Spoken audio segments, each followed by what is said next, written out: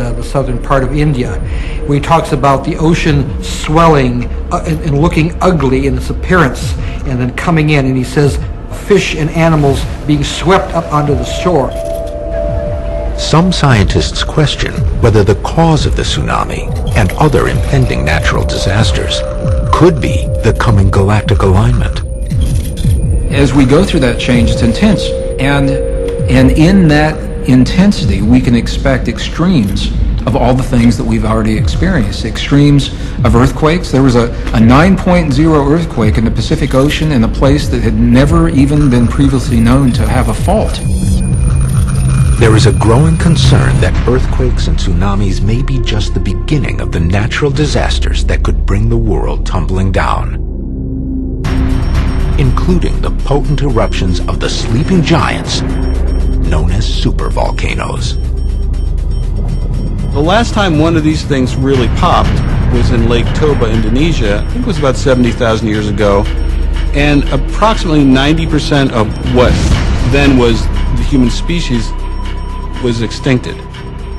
In today's numbers, that would be 5.5–6 billion. In the area of Yellowstone National Park in the state of Wyoming, a subterranean supervolcano has now moved into what scientists call the red zone, a category that means it could be preparing to erupt. Once a supervolcano such as Yellowstone moves into the red zone to where it could erupt, it's not like there's a little alarm clock in there that's gaboom. It's if it's affected by some outside stimulus that triggers it. Some believe that trigger is coming in 2012.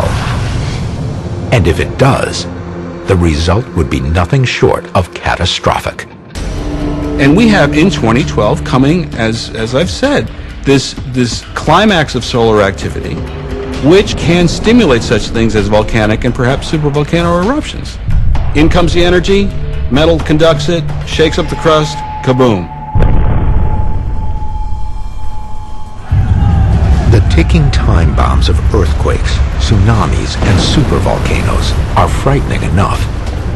But there are those who now point to an even greater natural nightmare that trumps them all. One that may already be on a direct path to planet Earth.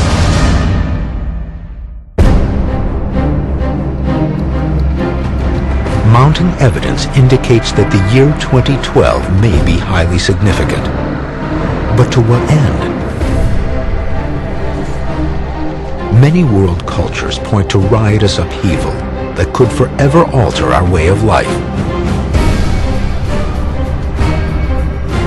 This image, from what many believe to be the lost book of Nostradamus, offers a look at how our destiny may hang in the balance.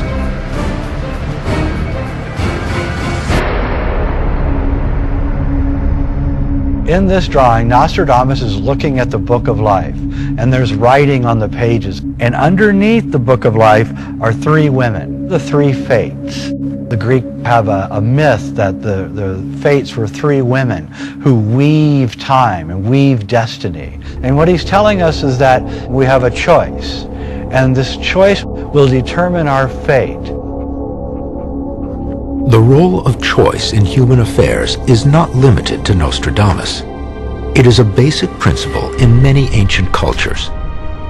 For the Hopi Indians in the American Southwest, it is a central tenet of their faith.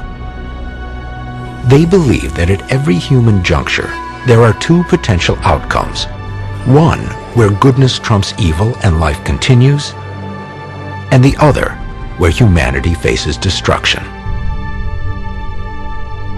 All of these traditions are pointing to our time in history, some in generalities, some in specifics, and they're all telling us that this is the time that they have been planning and anticipating, fearing, and preparing for a very long time. The Hopi believe that just before the end of the world will be a period of intense trial, marked by devastating social, environmental, and political problems, as well as bouts of extreme weather. A time very much like now. And the Hopi tradition talk about the four previous worlds. Each world, each great age,